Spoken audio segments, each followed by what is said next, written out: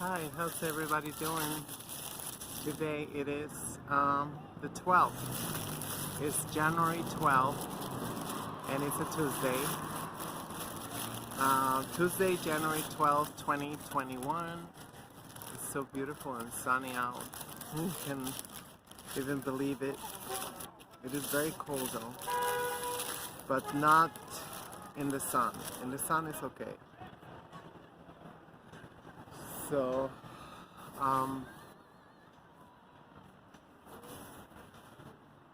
oh God, I'm so sleepy. I'm so sleepy. I didn't even know that today is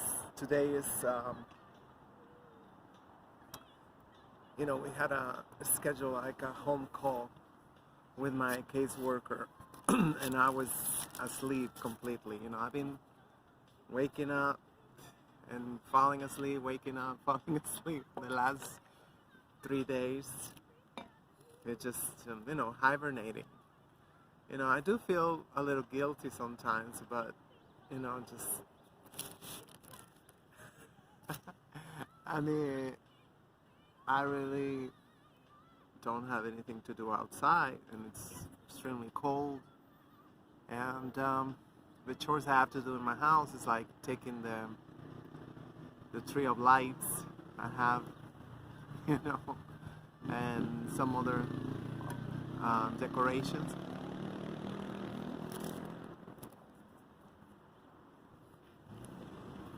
Well, I live alone, so it's not the end of the world, in my humble opinion. You fill it out too much.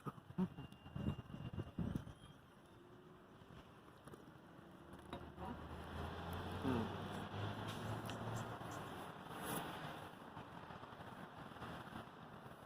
So it is late, so I won't get to go to the program.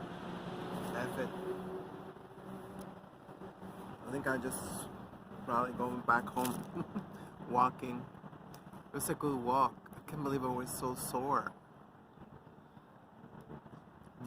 Just from 3 days of not walking much. I do some stretches in the house, but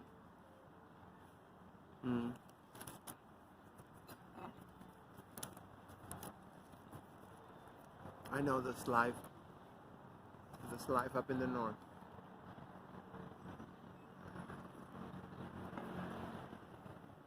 More than 30 years, and I'm not used to. I'm still like, I still think it's insane to have people living in these conditions.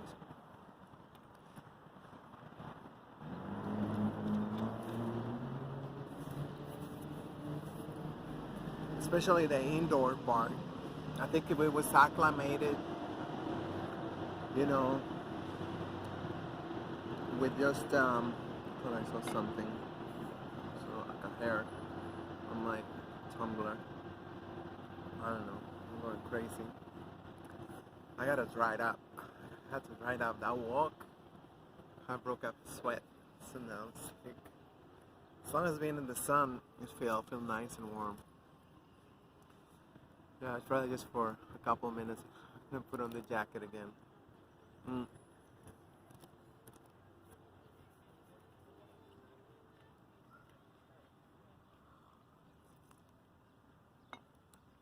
Oh, here it is. It was on the lid. TMI, right? So, well, never fail.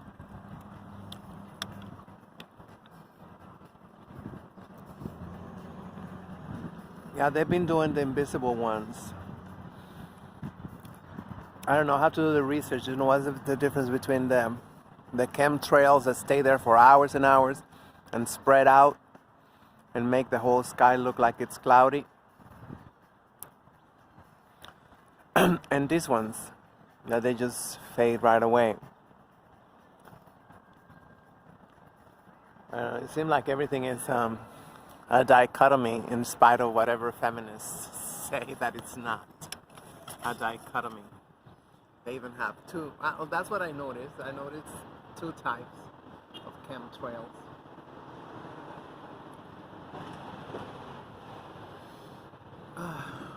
Yeah, I just think this is insane. I'm sorry. Just staying warm in your house and then coming out.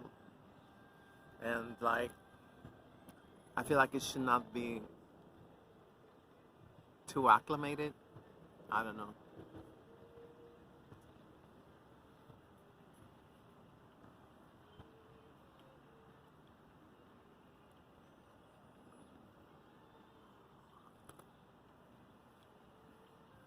So anyway, I'm still on the same page.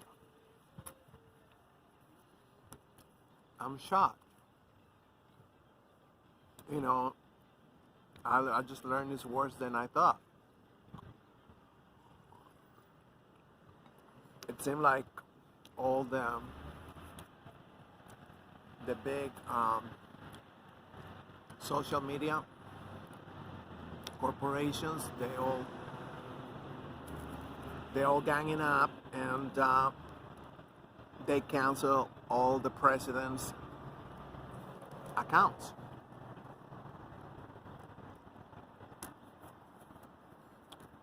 It's insane. Shit is insane, you know? If there's something called diplomatic immunity, why there's no such thing for social media? Obviously, it's very much needed.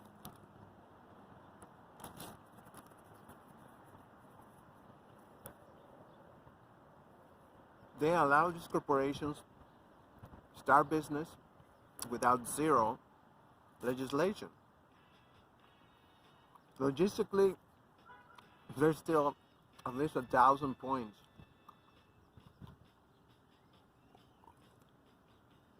that need to be researched, when it comes to social media. But they're white. They don't have to. We're seeing these vaccines without protocol. you know. They have to even skip, research on black people, research on children. All that had to be sacrificed. Just because we want immediate gratification. I mean, in a nutshell, that's all it is. Because we could, it's going to be a year already. At least it's going to be a year for us. For China, it's already been a year of this shit. So, no governments got together and say, you know what? It's time we focus on the nutrition of our peoples.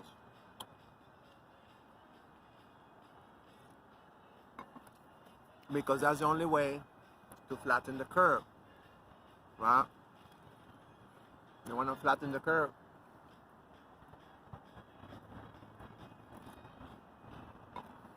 They gotta talk about nutrition.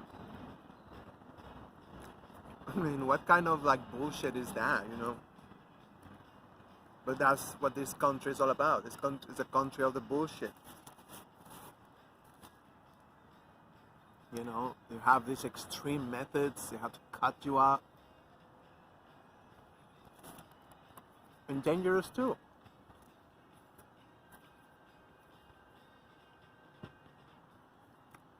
There's been people that came out retarded just from a liposuction. Because that's what they're selling. They say, oh, it's just a liposuction. It's nothing.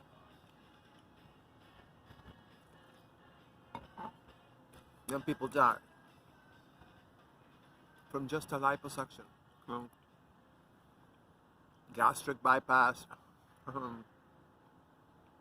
All kinds of very extreme methods, cutting people up for no reason. because it's all about self-esteem. And I feel like right now there's very few governments who are even willing to engage in these conversations on how to improve self-esteem of the citizens, the average citizen.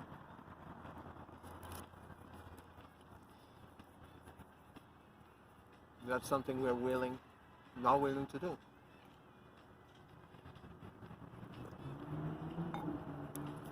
Why? Because the entire economy will crash.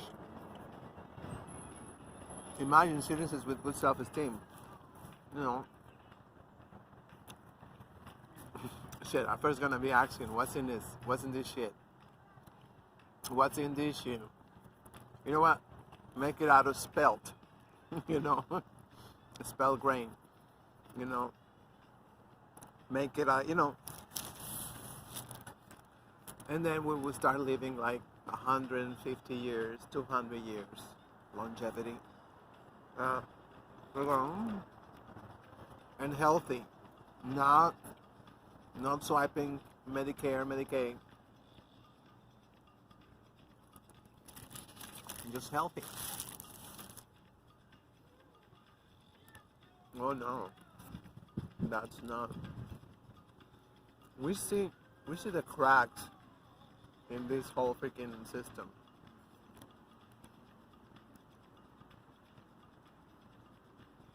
We see that it's impossible any way you look at it. Logistically, ethically,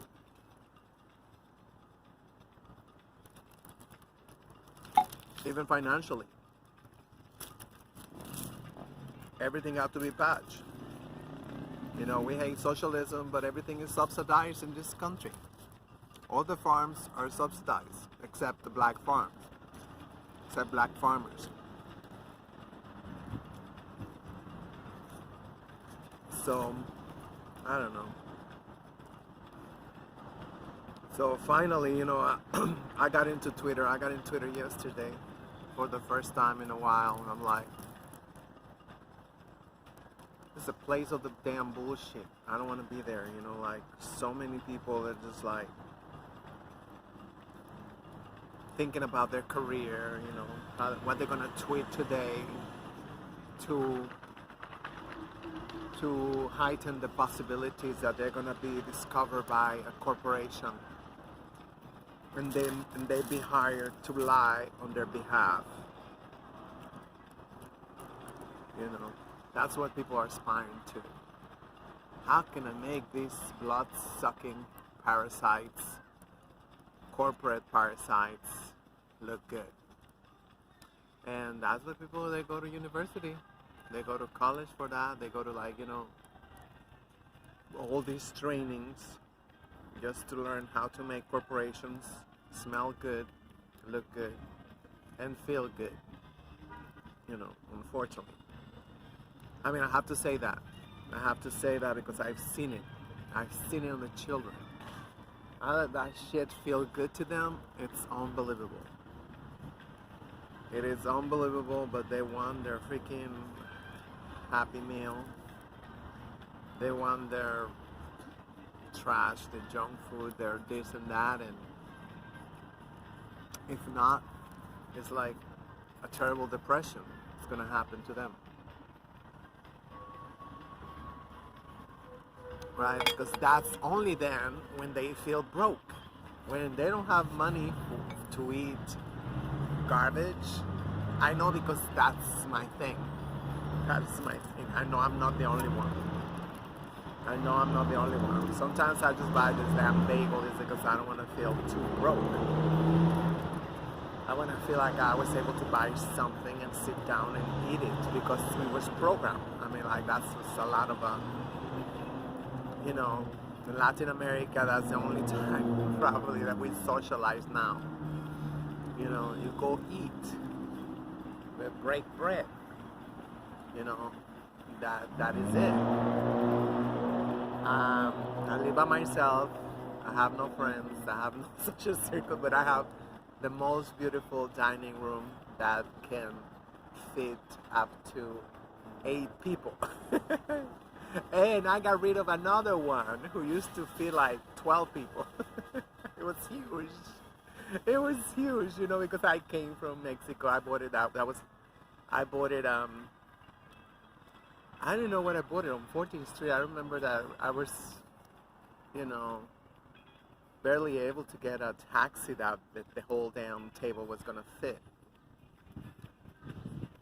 I forgot what store was there, right there. There was a store by Union Square. And that's what I found. It's just a very generic table. It used to be. I mean, it was a good table. It's a very generic table. And I remember it cost me $100. Huge pine, I think it's a pine tree table. And, you know, I mean, like, because, you know, I'm Mexican, come from Mexico, you feel like, you know, I guess I was still on that thing, you know, people are social. People are social. You know, banking on events, people are social, you know. Oh, hell no. You live too far uptown, you this, you that, you don't have the food that I like, you don't have like whatever, and it's like, and it's just like, shit, we can put our money together.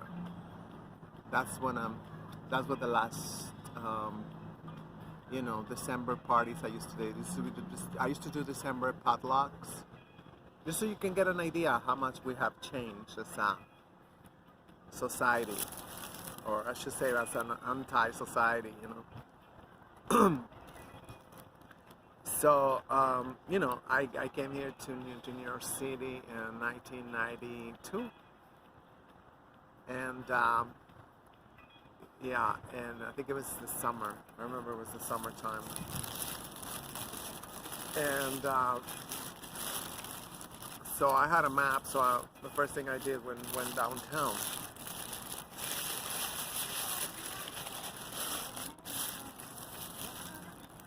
And I'm getting distracted by the music. I don't know why I was going there. Yeah, I think that's what it is. It's like, why am I going there? No, but okay, so I said that, so I used to have these potlucks in December, the last week of December, because, you know, everything was closed. Everything was closed. Until around 93, 95, 97, talking about practically the whole weekend. But definitely on the 25th. The 25th, it was like really nice and quiet, kind of like right now. Kind of like right now, and like I can see around. Well, it was just because the cars, the light turned green, but it was like, it was very quiet just a second ago. But so that's what it was. So I thought it was just like, well, let's do a potluck. You know, at first I would like have whatever, you know, I could afford, you know, make like pasta, whatever. So some years I would get like 10, sometimes 30 people. And then after that, you know, after a few years, you know, then they started opening up. They started opening up. All the businesses. It's like every day. Every day now. Now the 25th, everything is open. Everything is open, you know, like, you know, at the beginning when I first arrived here, it was only like Chinese. That was the only cool people that didn't shut down, that didn't close their doors. So they didn't close their doors. So there was another. I think the pizza was open too. Some of them, you know, they used to be open. So yeah, in a few years after that, it was just like I wouldn't get nobody. You know, one or two. You know, because I would leave the day open. I would make a Facebook event. Well, that's later on. Before there was snow, I had to make invites. You know, well, somebody I knew know how to make the invites. And So that's how much we changed since the 90s in 20 years. In 20 years, it's like now it's just like we're shameless, you know, we're open 7 days a week. Oh, and the Chinese restaurant by my house now closed on Sunday. I go like, wow, that's the only damn day I needed you. You know, I mean, like Sunday. I only buy the half of fried chicken. That's about it. That's about it. You know, because it still got bones. I don't want to buy nothing boneless. Nothing should freak me out now. I used to eat them. I used to eat them like, you know, well, we used to sell them. You know, when I was a waitress. I used to work in a lot of restaurants like Lord and Taylor, Macy's, and their fountain restaurants. I was at Chicken Fingers. Chicken Fingers. They were so good. And even them, even those Chicken Fingers, they taste much better than today's. You know, I mean, now they don't even call it Chicken Fingers. They call it chicken. And it's like, where are the damn bones? Like humongous pieces of white meat with no bones. It's just like, it's just some breading that looked like the chicken skin, but just like, yeah, I mean, I already talked in one of the videos, you know, that was one of the meals I stole from one of the buildings. They give the clap. They come give the socialist meals. So I was like, not again. And everybody's like, why don't you sign up? All you gotta do is just call this number and they'll bring the meals and you just come downstairs and get your meals. It's like, who made them? Who made them? Why they made them? Who told them to make them? Our enemy. Our enemy. You know, that's all it is, you know. I mean, like, every day, I mean, like, you know, I get more, you know, inspired by Dr. Umar Johnson, you know. He gave a lecture last week, and he's just like really like an in-depth scholar. He's doing like first-hand research too by himself, and all this stuff that he's uncovering is just like, you gotta follow Dr. Umar Johnson. It is like, I mean, and he's a great historian. He is a great historian, and of course now, because he got a name throughout the whole planet, so people actually go to him with actually, you know, first-hand information about history of this country. Well, which is not a country, it's a corporation. Or what they say, you know, Black history. Black history is world history. There's no way around. But there's no such thing like that's not to say that we are not going to celebrate Black History Month. That's not what I'm saying, you know. But I mean, it is just unbelievable. I mean, like, I'm still digesting all the stuff that he have uncovered. It's like, wow. I mean, like, I think that's all I'm gonna say. You know, it's just like, you know. I mean, I'm gonna say one. I'm gonna say one of the things he said. This is just like, I mean, I never really found anybody who can put it together like that, or who had put it together like that, because, you know, he'd been studying since he was a little boy, and so he's like, you know, like a passion for reading, you know. So he's been like on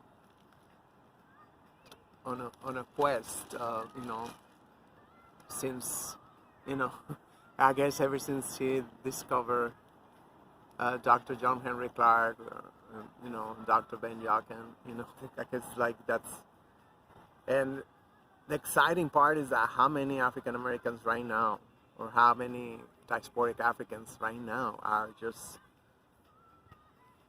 tirelessly doing their own research, which is a very exciting time because we are uncovering, we're finding out, what happened to our beautiful planet and what happened to our beloved, beautiful African Americans, that we right now dismiss them as entertainers, as athletes, as this, as that, as hoochie mamas, you know. Yeah, it just, isn't that like crazy? I mean, like a lot of people, they never talk about it. I mean, I heard a while back, started hearing talk about the N word and how it's just like, and that's what I'm telling one of my friends, is I tell him, you gotta realize that was practically designed in a laboratory of sociology, of social engineering, that N word character. And, but we don't talk about, for African American women, there was, probably they don't have a name like that other than baby mama, I guess. I don't know, but it's just like how lethal these are, because it's reinforced in every movie. In every movie, you have those characters, and I see that in Mexican movies too. Except it didn't work out the way it worked out here in the United States. I think, like, in Latin America, it was more like, just making jokes. But it's I don't know. I mean, there's still, don't get me wrong, there's still a lot of wretchedness in Mexico. But what I'm trying to say, not to the point that people feel so proud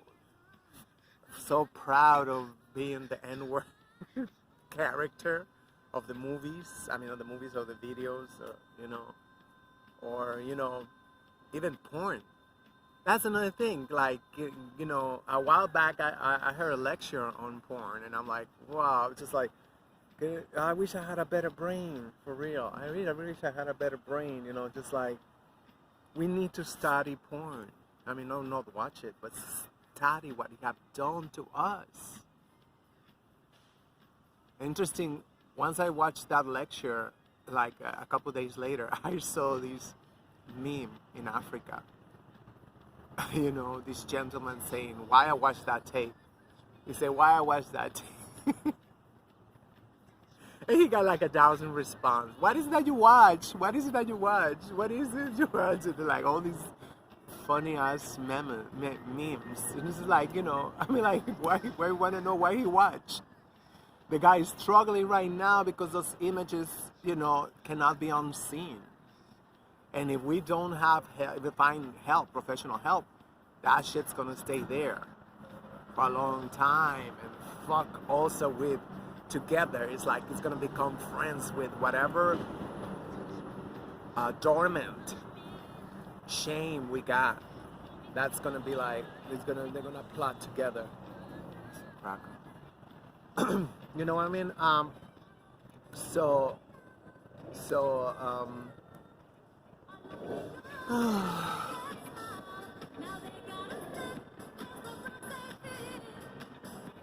I get so distracted so easily. But there's so many things that need to be studied and addressed and confronted, if we want to stop having those results. We want to stop having those the results that we hate. Which, I mean, I keep it on the eye. We struggle a lot with a lot of the same issues the African American society struggle with. You know, most of all, I guess, is being comfortable with with this white hegemonic power. He was talking about, Dr. Umar Johnson was talking about that, you know,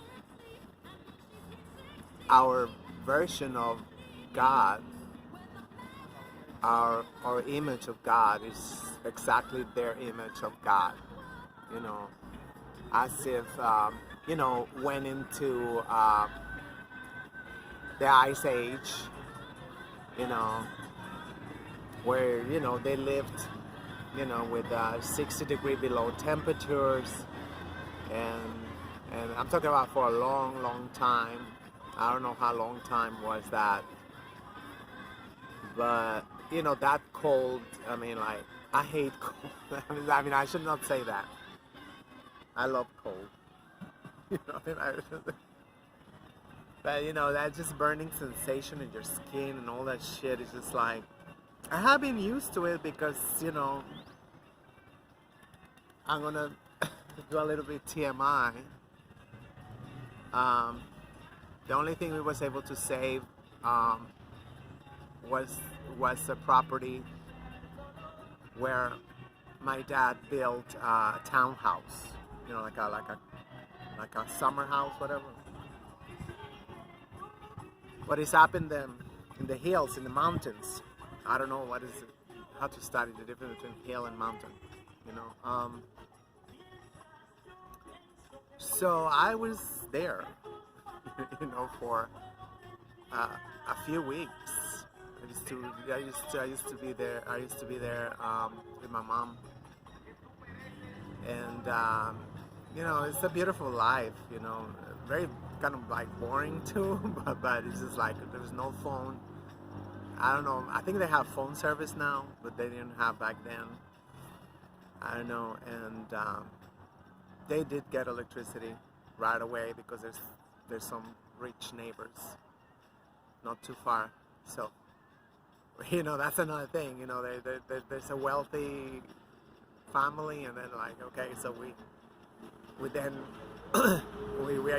we are comfortable, we are thankful that thanks to these rich families, you know, there's electricity in that area, right? So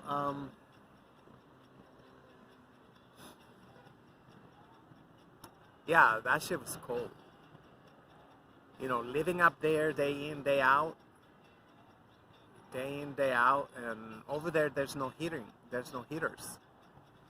There's no heaters. You know, I think I gave one to my mom. You know, like space heater from oil heater. And I think they continue buying them, but they don't. You know, one day I remember that she said that she have now electric blanket. That she like better electric blanket, but you know, it's like it's crazy. The moment that you, it's a dry cold, by the way. You know, it's just like even my cousins when they used to come visit from Chicago, they say this shit is awful. Well, you get used to it. But you get used to it. This cold, and it's invigorating, and it's like, you know. And up there, it's a lot colder most of the year because it's up high. And yeah, of course, then we have higher mountains, which is like Tapalpa. That's La Sierra. I say Sierra. I forgot Sierra. The other day I was gonna look it up too. You know, the where there's a whole line of mountains. Actually, it's beautiful over there because it's all pine trees. It's all pine trees. You know, well, I only went with my family there like a couple of times because it's too damn cold. I'm like, let's go to the beach, and I'm happy. But actually, it's beautiful, beautiful. Smelling the pine trees and all that stuff. And that's my home state. I'm talking about my home state. You know, which I mean, like where I grew up, we only had 2 seasons. But if you go in the mountains, then that's another story.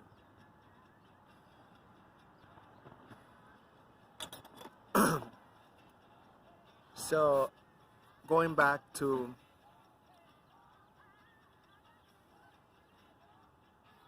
yeah, I should turn this thing off. It's just kind of like I need to put something else because this is kind of like my mind. My mind is gets distracted so easily. I'm like, I know I'm kind of like a young spirit, kind of like a young spirit too. Like I guess I think all areas we are young spirits. I don't know. I'm just going out on a limb, saying that. And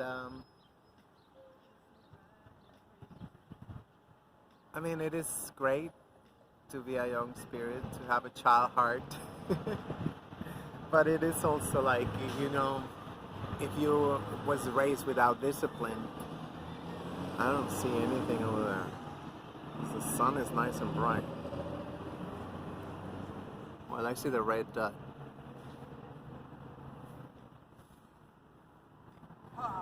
It's all about raising children with discipline. You know, we have to, because I was neglected, so I was not into that. And then my father, suffered from chronic depression too. So this is not what I wanted to talk about. I was going somewhere.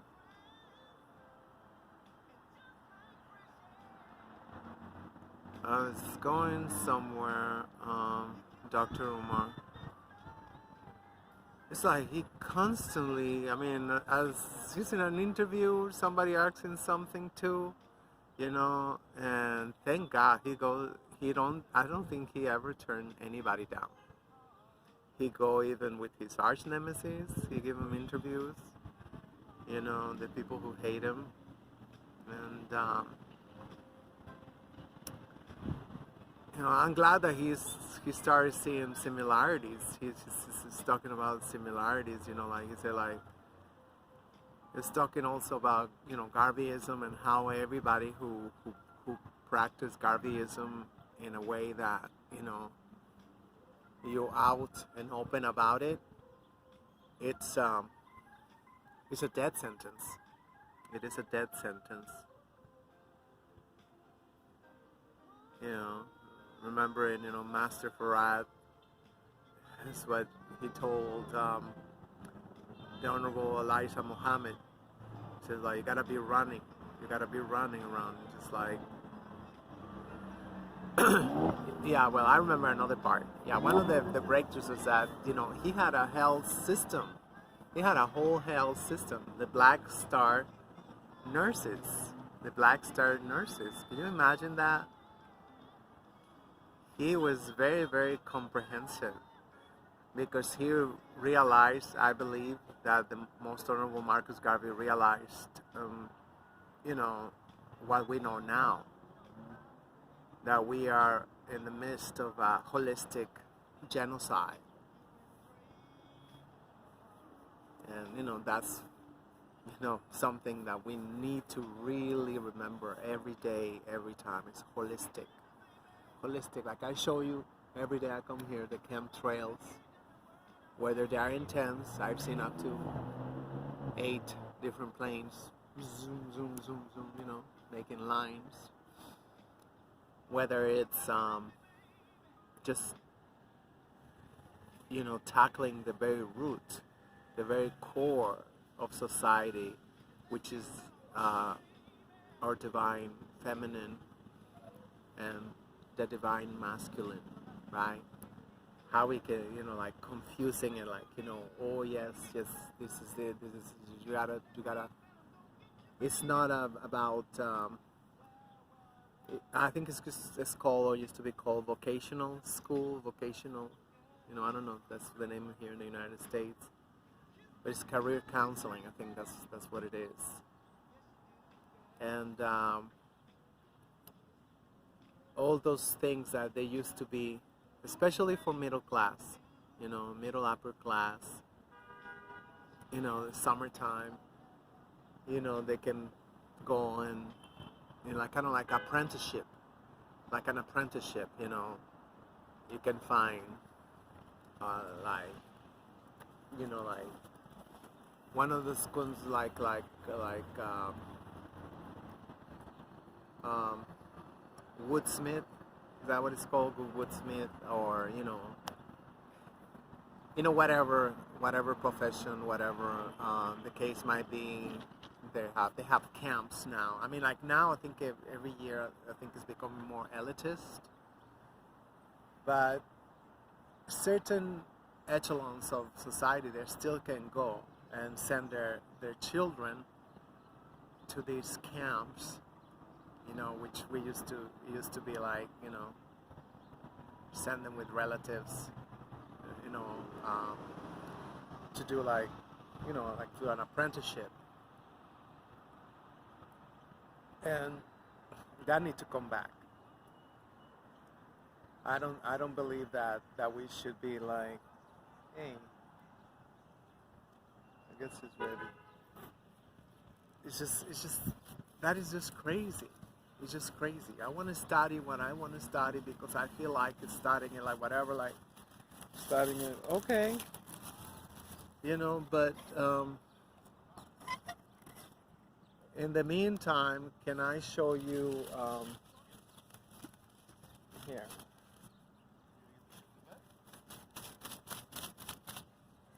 In the meantime, can I like show you, like, this is a statistic. This is what we need right here in our neighborhood.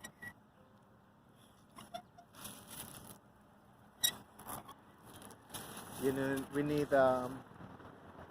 need security.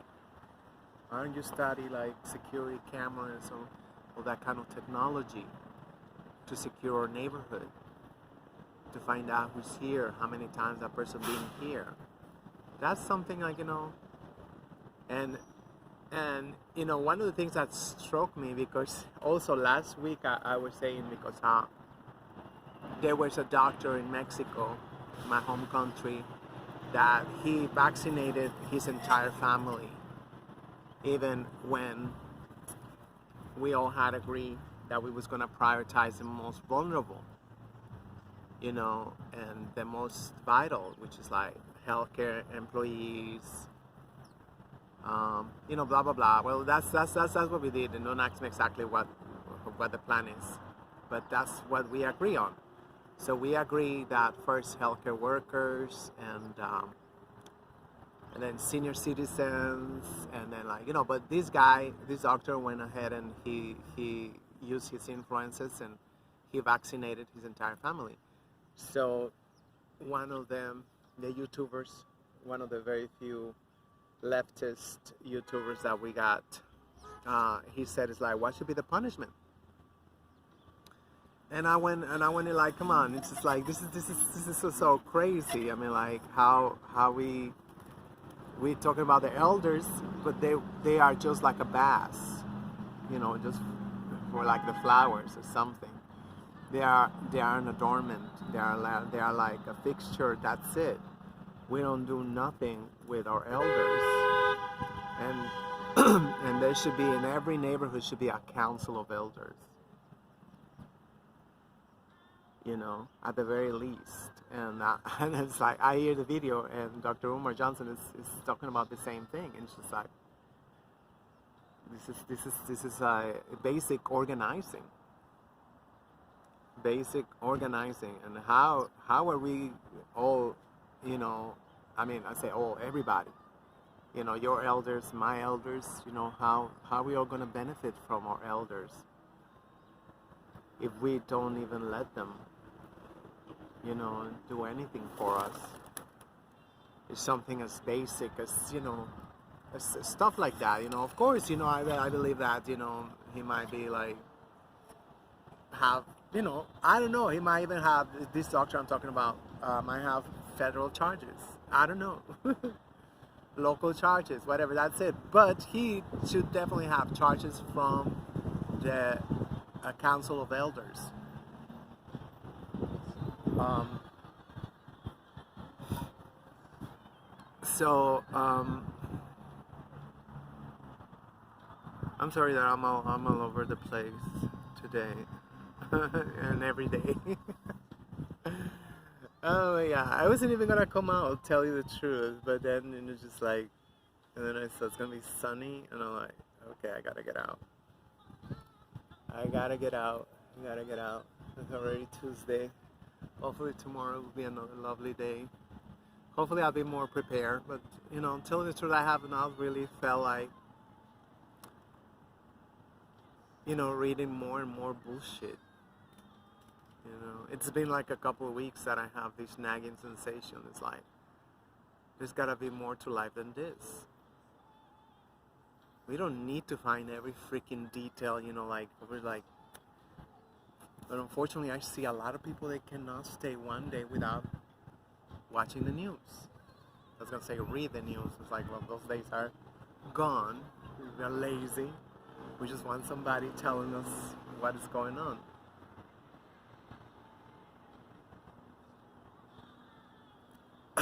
Which is great because, you know, that satisfies, I think, one of our primordial needs, which is, you know, that we need to listen to the tone of voice. It's not, I mean, like the crackers, they made up a billion or a trillion words, but it's more important to see the intonation, the mood of the person, everything, you know, while we're speaking, you know, it's like, you know, I don't know, I mean, as much as some there's really good writers, I don't think we can substitute that, you know, I don't think we could ever substitute that. It's but then you know, I mean, the people who's prepared, they lie, and the people who don't lie, it's not prepared to give the news, to talk about current events. A lot of times, you know, I feel like we either emphasize something that is not important, or, you know, vice versa. You know, it's just kind of like,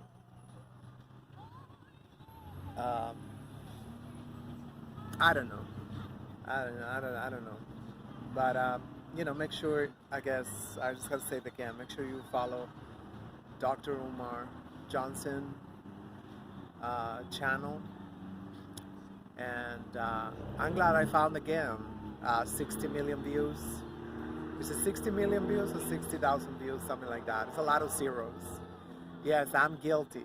You know, that was a magnificent lecture that Professor Jason Black did months ago on the music industry, and how a lot of artists, they get ripped off because, you know, they don't know the difference with the zeros, you know, 6 digits, 10 digit, you know, like stuff like that, and how we all don't want to look stupid and we don't ask questions.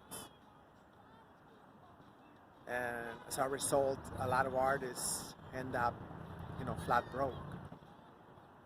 A tragedy, you know. But I'm trying to remember how many points I'm trying to remember from Dr. Umar Johnson. I mean, like, I should have wrote it down. It was so many points. There's so many points. Like I say, it's not necessarily new information, but just the way he articulated and he connected the dots. It's just like, oh, I remember.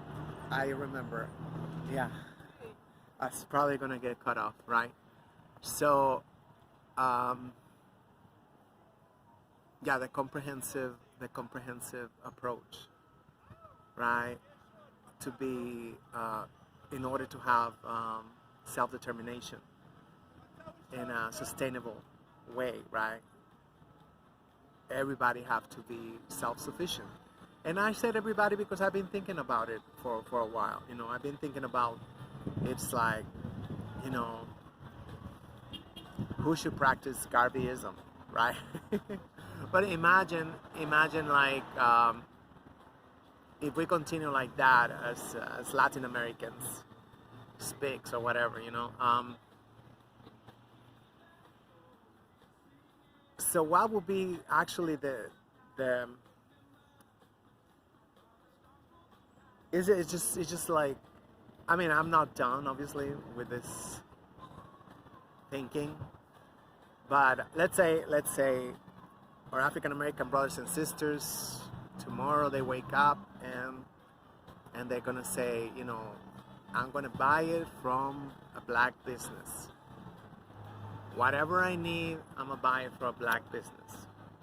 You know, which by the way, I'm like, I try to practice every time I can. Every time I buy something, I have my new earrings from Mr. Ross Rubin in Crown Heights. Amazing over there in Utica and 52nd Street. It's just west from no, it's on Church. I'm sorry, it's on Church. 4 blocks west.